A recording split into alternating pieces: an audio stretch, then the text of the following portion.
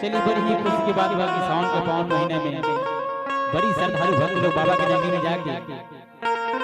बाबा से क्या कहता रहे हो।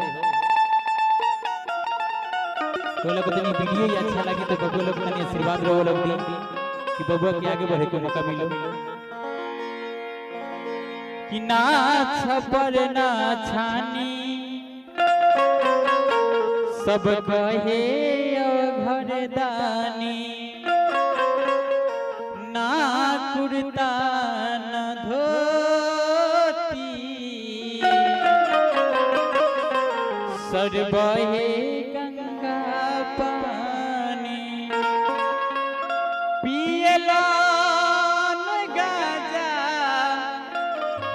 खाल बेल पतिया की डमडमा की डमडमा की डमडमा डमरू बजावे हमार जोगिया की डमडमा डमरू बजावे हमार जोगिया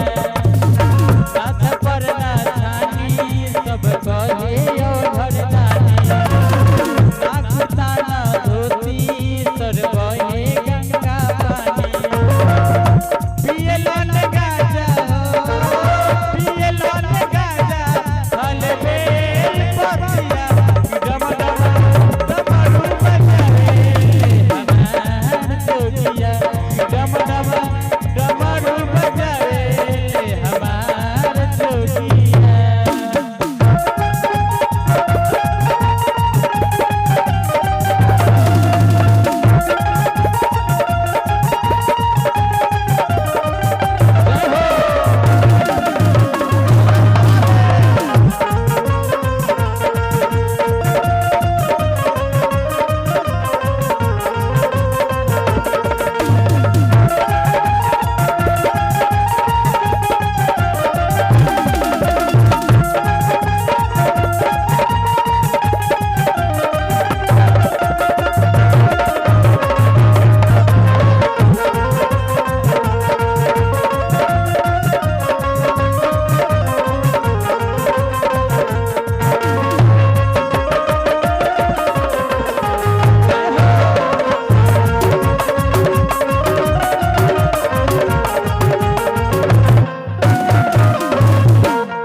बाबा अपने हाथे